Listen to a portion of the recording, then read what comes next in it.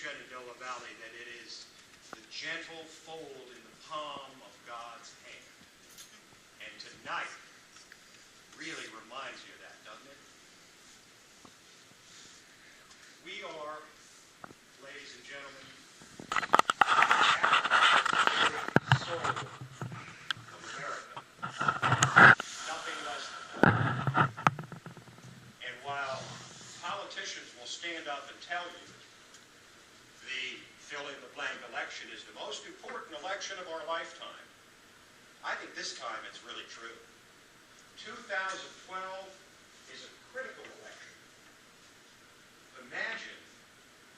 Imagine the specter of this president untethered from the will of the voters for 4 more years, without having to even take into consideration what the people might think or eventually vote about him after 4 more years. I think that's enough to frighten us all into getting involved.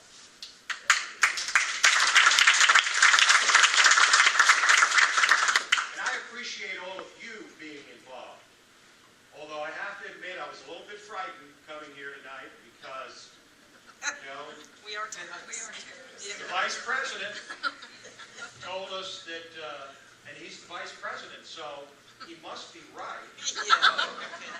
He said that Tea Party was nothing but a group of terrorists, so I really half expected to see an Al-Qaeda cell in here tonight.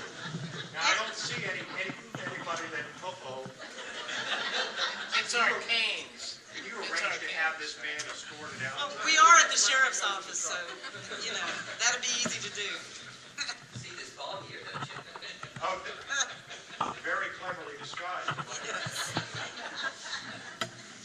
But nothing less than the soul of America is at stake in the 2012 elections. And first, in 2011, we've got to do with the state Senate here in Virginia what we're going to do with the U.S. Senate next year. The challenge is actually almost exactly similar. We need to pick up about 3 seats to take control of the state Senate. But we've got to make sure that when we take control, we don't do it like the Republican majority that was in control of the U.S. Senate in the early part of the century and started us down the road that has now led us to this far away from oblivion. We need real conservatives, real reformers, people who are committed to changing the system in Washington, to blowing it up and starting all over and returning to the constitutional republic that this nation was formed as, not the social democracy that we're headed down the road towards, and that I believe that Obamacare put us over that bright line that separates a constitutional republic from a social democracy. And a social democracy, if we become one, we become indistinguishable from the rest of the world, and we cease not only to be exceptional, but we cease to be America. And that's the battle for the soul of America that we're involved in right now. Now, you know, I've been thinking a lot about this lately, about the fundamental disingenuousness at best and dishonesty at worst of the left. You know, those of us who are on the right side, those of us who are patriots, constitutionalists, conservatives, libertarians, whatever you want to call yourself, we'll stand up and say that we're for less spending, we're for cutting spending, and that's what we mean. We say we're for lower taxes, taxed enough already. And that's exactly what we mean. We say we're for individual liberty, for limited government, for free markets, and that's exactly what we need. But what do we get from the left? What have we been getting in this debt ceiling debate from the left? We've been getting a balanced approach. A balanced approach means higher taxes and more spending. We've been getting, we need increased government investment. That means more spending. The left talks about revenue enhancement, which means higher taxes. See, the left won't tell you what they really mean. They try to couch it in poll-tested terms that they know will make what they believe to sound more palatable than it really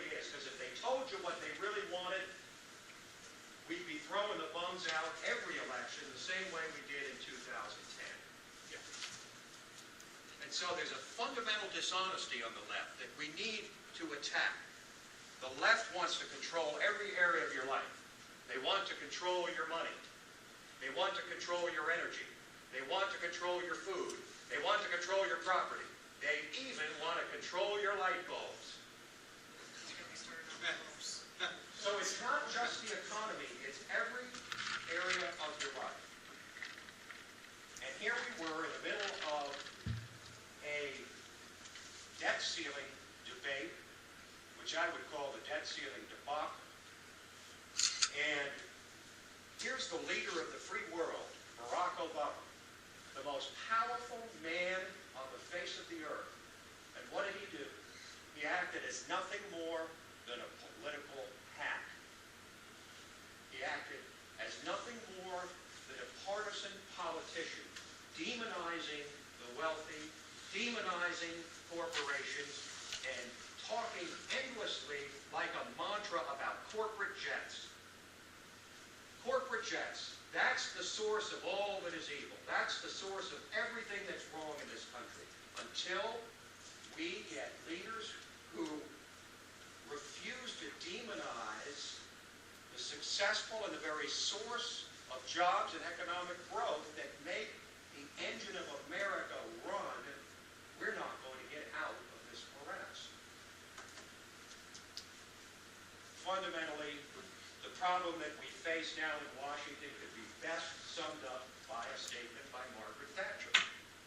Some of you may have heard it, but it puts socialism in perfect context. The problem with socialism is that you eventually run out of other people's money. And we're running out of money, aren't we? We're now $17 trillion in debt. After this typical Washington deal. A typical Washington deal which was sold as one thing when it really was another. It was sold as, we're cutting spending. Well, in fact, in return for raising the debt ceiling by $2.5 trillion, and by the way, if you haven't thought about it, that $2.5 trillion in debt is going to be swallowed up in a year and a half. That's how long it's going to take. Just long enough to get Barack Obama and his leftist cohorts past the 2012 elections. And then we're going to go through this whole debt ceiling debacle again. We're going to face it.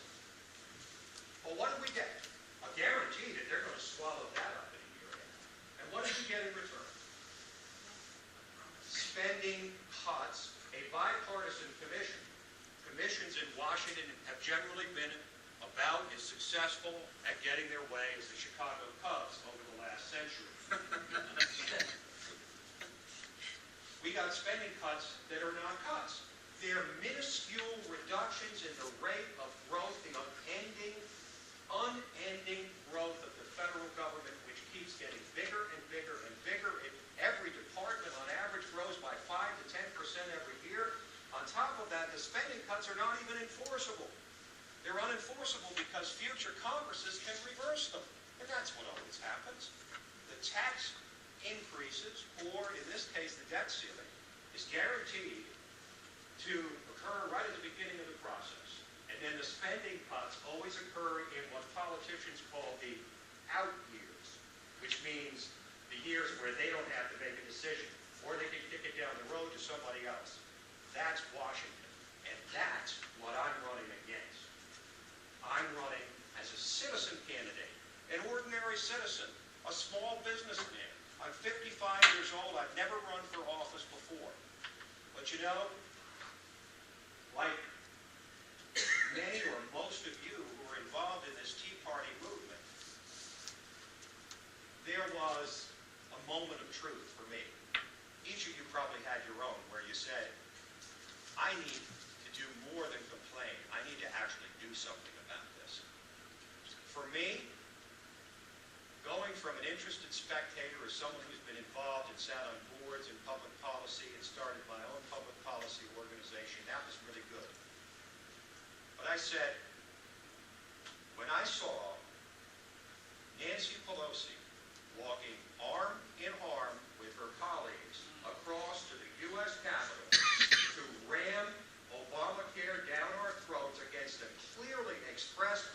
revolution of the American people. I stood up, I got angry, I got on my feet, I said, it's time for me to do something. What is the highest and best use of the skills that God has given me? And ultimately I decided, audaciously I suppose, that I could really add something as a candidate in this race for the United States Senate from the greatest state in the nation. So I'm running.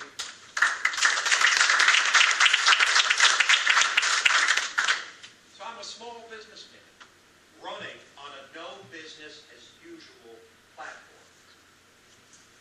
As a citizen candidate, someone who owes nothing to anyone, someone who has no scores to settle, someone who has not been in the political process and doesn't have the baggage that goes along with it, and has an independence from the system so that I can go there, and I'm not going there to have fun, and I'm not going there to make friends. I've got a great life already. I've already got plenty of friends. I'm blessed with the greatest family a man could have.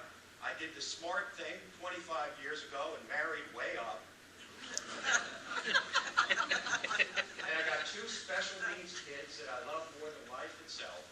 I don't need to do this, but I'm doing it because, you know, I've served my family, and I've served my church, and I've served my community, and now I want to serve my nation. And to me, this is the highest and best use, because I can go there as a voice that you can rely on, not to be seduced by the trappings of power in Washington. That's why I'm running for the U.S. Senate. In searching for a theme for our campaign, we came up with this: bold leadership for liberty. Bold leadership for liberty.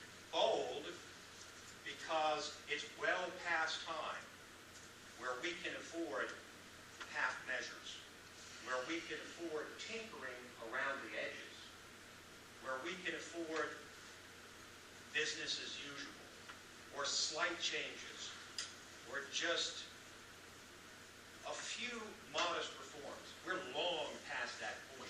We need bold reform. We need to change the entire way Washington does business, and we need to do it permanently. So what are some of the things that I've stood for? Well, from the beginning of my campaign, from day one, long before it was fashionable, I stood for a cap and balance constitutional amendment that would not only balance the budget, but that would limit federal spending, put a hard cap on it. I favor 18% of the gross domestic product. Why? Because I want it to be 18%? No, I'd like it to be lower. But there has to be an element of political realism, too. And I believe 18% is achievable. It's the historic norm. We can reach consensus on it. It's going to take a lot of work, but it's going to be worth it, isn't it? Won't it be worth it to fight for something that will forever limit Washington in terms of the size of the budget that they can form? And then, if they want to fight over Planned Parenthood and the Corporation for Public Broadcasting and cuts in the Education and Energy Department and the EPA, all of which deserve to be axed considerably. Can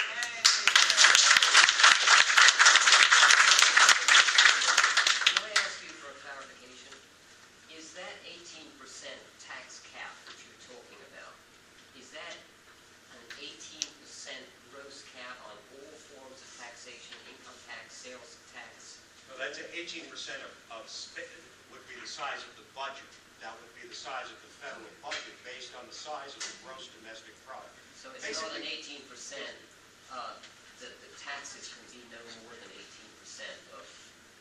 No, the spending, The spending. the size of the federal budget Right, I can be 18% of the size of the Yeah. total size of the economy. Thank you. Sorry for interrupting. No, that's okay. And for any of the rest of you that didn't understand,